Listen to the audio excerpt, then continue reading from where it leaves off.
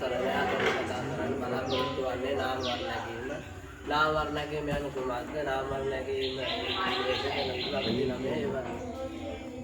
ඒ ගැන කතා කරගෙන තමයි අද අපි බලාපොරොත්තු වෙන්නේ. නාම වර්ණකීම යන කුමක්ද? නාම වර්ණකීම යන ඒක වචන බහු වචන ආදී පුරුෂ ලිංග ස්ත්‍රී ලිංග නපුංසක ලිංග ඒක පඨම ද්විතීය ආලපන ද්විතීය යන විභක්ති වලට ඒකට නාම වර්ණකීම යන කියලා කියන්නේ.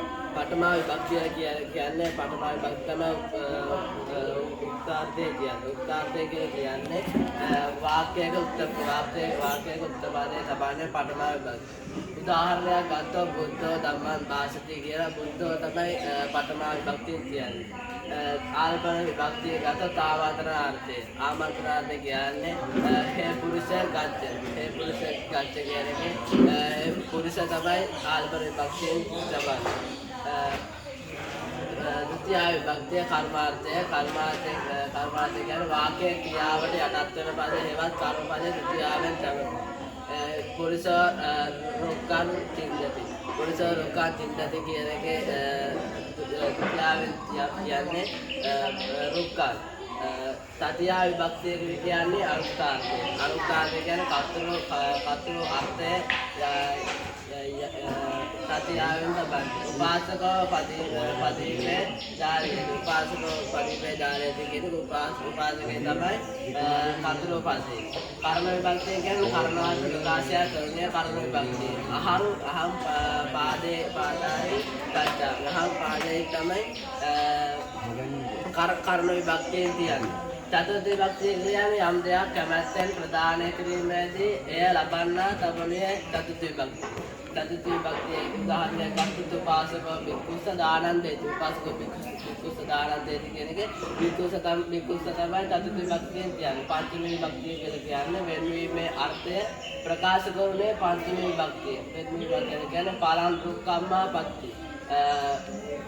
ගසෙන් ගෙඩිය වැඩි. වෙන වෙනවා ගසෙන් තමයි ගෙඩිය වෙන් වෙලා තියෙන්නේ. ඒක පාලන් දුක්ඛම්මා පත්ති කියන එකේ පංචමයට අයත් වෙන පාලන් දුක්ඛම්මා. චට්ටි භක්තිය කියලා කියන්නේ යමකගේ අයිතිය ප්‍රකාශ කරන්නේ චට්ටි භක්තිය. චට්ටි භක්තියේ උදාහරණයක් ගත්තොත් දාරකස්ස මාතා ආහාරං ආහාරති. දාරකස්ස මාතා ආහාරං ආහාරති කියන එක චට්ටි භක්තිය රටාවේ දාරකස්ස. සත්ත්වේ භක්තිය කියලා කියන්නේ ක්‍රියාවේ සිදුවීමට ආධාර වන තැන යොදන්නේ හස්තනේ භක්තිය. ඒක උදාහරණයක් ගත්තා ගාමවාසී බික්කෝ ආනමේ වසති ගාමේ වසති. ඒක සත්ත්වේ භක්තියට අයත් වෙන තමයි ආරාධනය. දැන් උකාරාන්ත පුල්ලිංග මෙහි ආකාරාන්ත නාමයක් පුල්ලිංග වෙනස් වෙන ආකාරය දක්වනවා.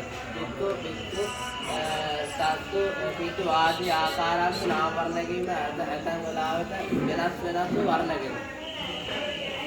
හැම ශබ්දයකින්ම එක වගේ වර්ණකම් ශබ්ද තියෙනවා. මේ ශබ්ද ටිකේ පොඩි වෙනස්කම් තමයි දක්වන්න ලැබෙන්නේ.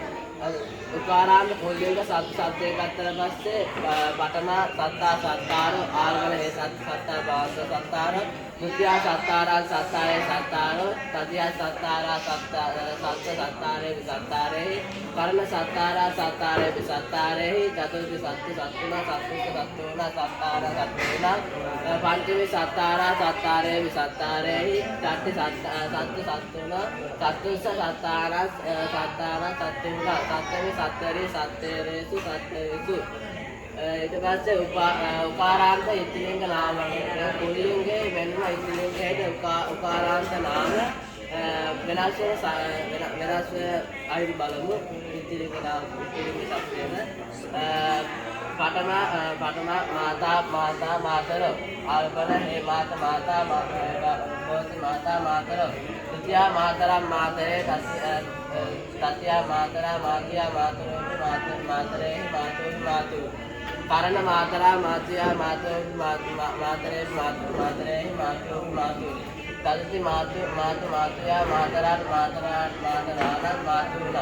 පංචම මාතරා මාතුයා මාතරේ මාතු චට්ටි මාතුයා මාතරාන මාතුරුණා සත්තමේ මාතරේ මාතරේ මාතුයා මාතුයන් මාතුයන් ඊට අපි බලමු නපුංසකලිංග නපුංසකලිංග නාම වර්ණ කියන පුල්ලිංගයේදී හා ස්ත්‍රීලිංගයේදී වෙන වෙන නපුංසකලිංගයේදී සමාන අන්තයේ අය ශබ්ද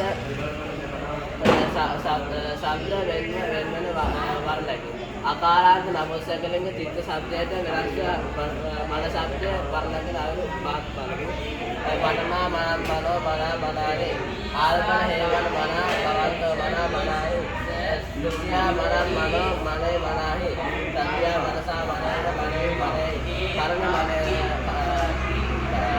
මනසා මනේන මනේ දලතු මනසෝ මනස මනාලා වාචෝ මනසා මනහා මනසේ චක්ඛු මනසෝ මනස මනායි සත්‍ය මනස මනේසු අද අපි කතා කරන්නේ සූදානම් අද අපි කතා කරේ නාම වර්ණ කියන්නේ කුමක්ද ඒවා උගන්වන්නට යෙදුණා අද උගන්වන දේවල් තේරුණා කියලා මම බලාපොරොත්තු වෙන්නේ මම මගේ ඉගෙනීම් කටයුතු නිමා කරනවා